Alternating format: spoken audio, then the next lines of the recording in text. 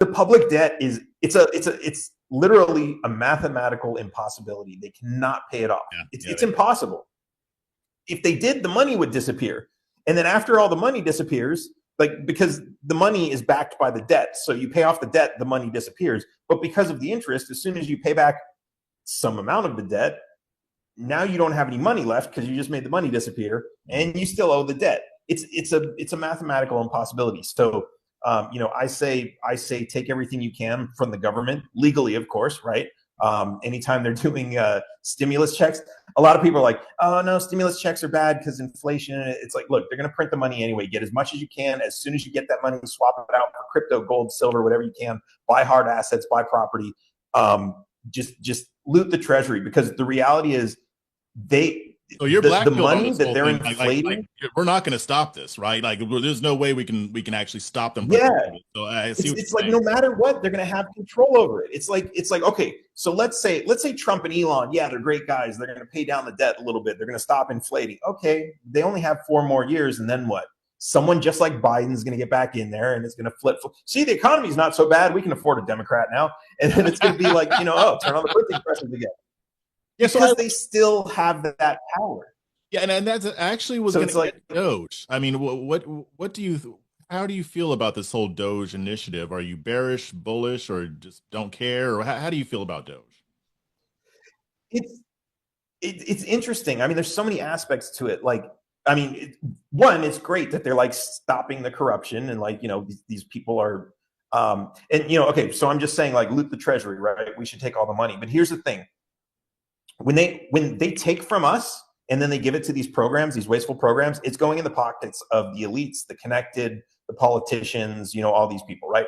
When they print the money and they spend it all on warfare and it goes into the military industrial complex, same thing.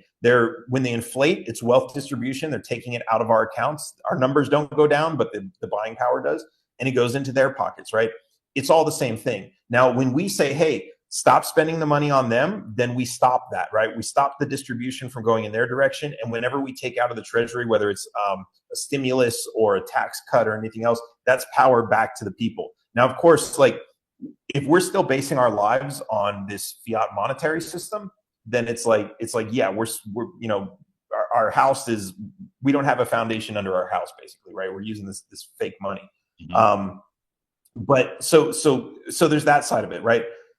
Now, at the same time, they're going to stop spending, right? That's great. Stop sending money to all these corrupt people. Stop redistributing our wealth to them, right? Whether it's by taxation or inflation, doesn't matter. You're redistributing our wealth to them. Stop it. Great.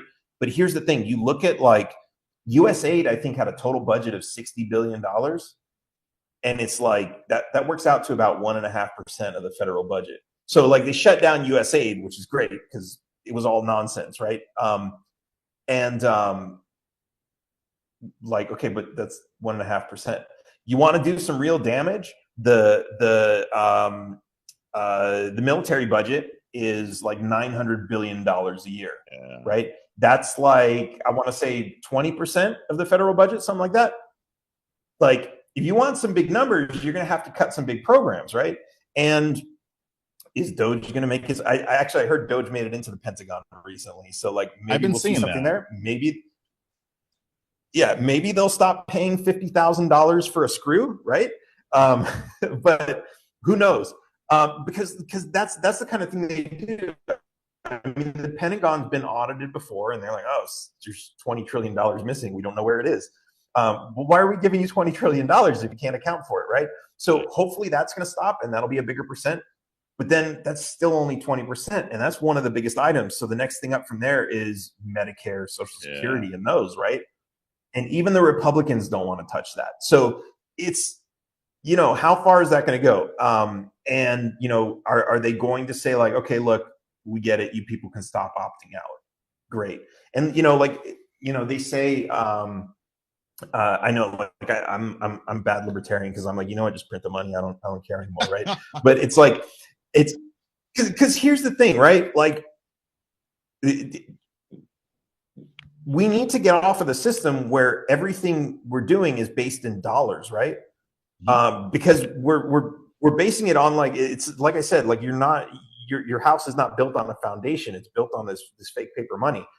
And so, like, sure, we can fund Social Security into eternity, right? And then you have like people who are, older people who are like retired. Like, if you were to just rug pull them on Social Security, yeah, you're going to screw a lot of people over, and that's something I don't want to see happen. Sure, let the government keep printing that money, but at the same time, this is what's going to happen. The currency loses its value, which is expected. But we have legal tender laws, and those are in place. This goes way back. This goes back to it goes back to the Civil War. It goes back to the American Revolution. All of these wars that they funded often by just printing money. And they're like, people are just like, you're just printing this money. We don't want to accept it, right? And the government says, no, you have to accept it. If you don't accept it, we'll throw you in jail. And this has happened in the United States after the American Revolution, after the Declaration of Independence.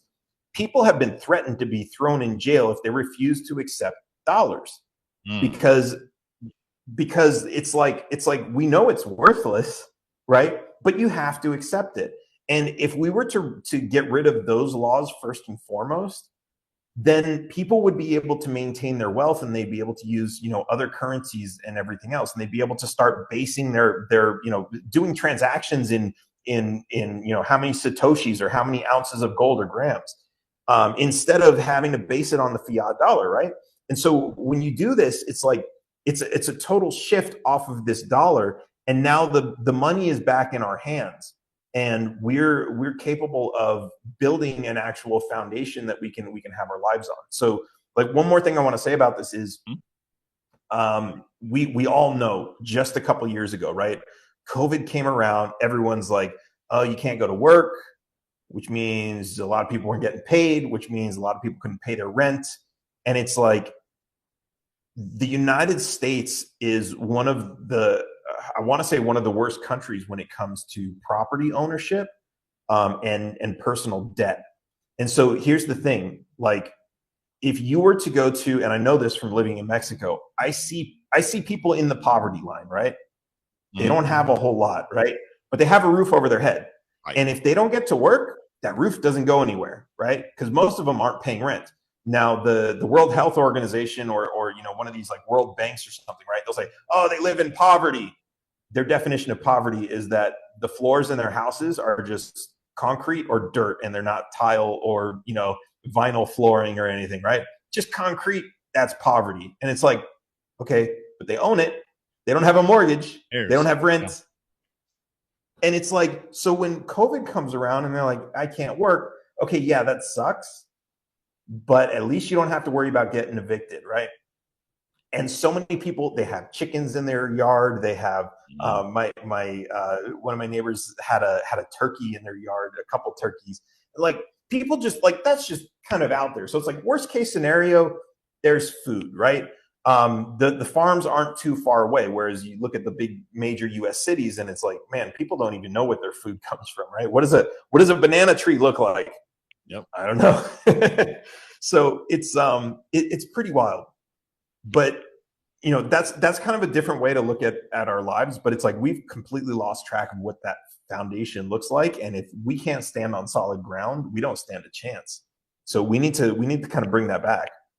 Because we have no reference point. I mean, especially like being raised the way I was raised in the city, and it would have never even occurred to me that maybe wealth isn't just having a bunch of money or even just owning a bunch of property or what have you, but having some property, having a way to sustain yourself if the what hits the fan. I mean, in a sense, that's wealth. I mean, I'm glad that we have chickens here, like where Donnie and I live, because that's one of the reasons. That was one of the reasons why we moved out to a rural area. But it's also one of the reasons why we have livestock, and we want to get into more livestock. We can trade with that stuff, or we can help people who are in need. I mean, egg prices are through the roof, and we're like swimming in eggs. So Donnie's like trying to figure out. I was just about to ask that. People. Yeah, we're swimming in eggs. Yeah. How much do you pay for eggs? Nothing.